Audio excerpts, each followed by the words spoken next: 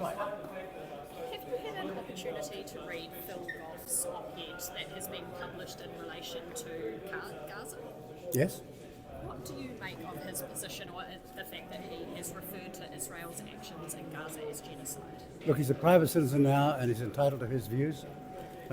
We don't agree, and that's where things sit.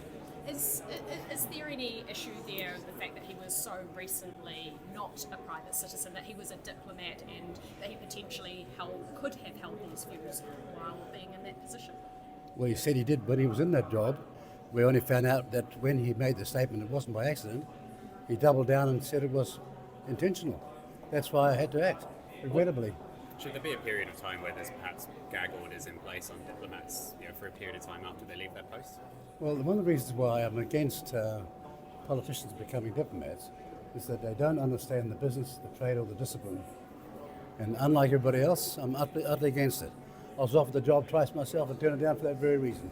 What's your position on rate caps? On rate caps for local councils?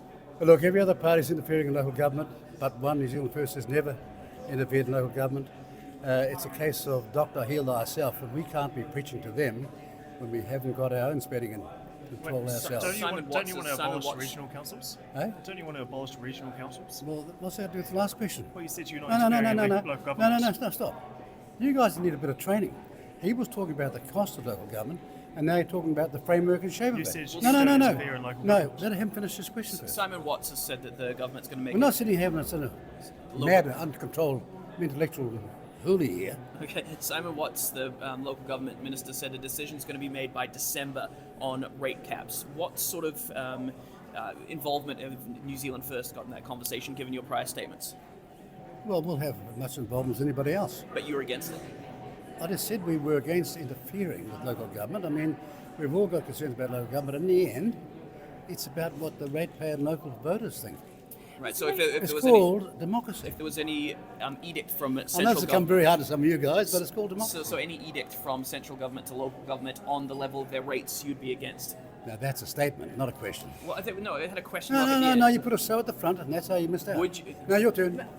A little bit of a pivot. Online casino bill. Do you have any position on that? There's been some criticism that it doesn't go far enough for harm reduction for online casino gambling. Well, harm reduction is a serious concern of ours, and that's why, in charge of the racing industry, we've made sure that whatever harm reduction resources we've got and capacity we've got has to be maintained going through it. It's a legitimate concern. Will you be searching for any amendments or tighter safeguards of that bill as it goes through the select committee process?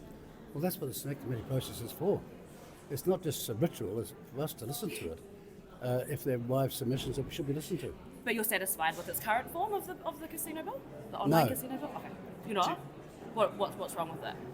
Oh, I can wait till the select committee gives you their views. Okay. Do you have a message for Judith Collins after her trip to the hospital? I've already said it. What did you say to her? What Well, is is it there with a you message you people? want to share Look, publicly? this is a confidential matter between one minister to another minister, done on behalf of my staff at the event, and that's all I can say. Do you have a perspective on whether karakia should be used in the openings of new government buildings? David Seymour is quite against it. Depends on the building. It depends on the occasion. Okay. But, I mean, why am I responding to what David Seymour doesn't know? Excuse me. What do you mean by... Well, hang on. I mean, I began my career defending a massive law case where most of them were married, but a lot were European, and we won.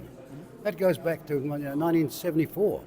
This is a long history of defending and knowing what we're talking about when it comes to the right occasion for the right protocol. So you're saying Seymour's not an expert on making a comment about karakia? I'll leave it up to you to decide. Good on. Thank you.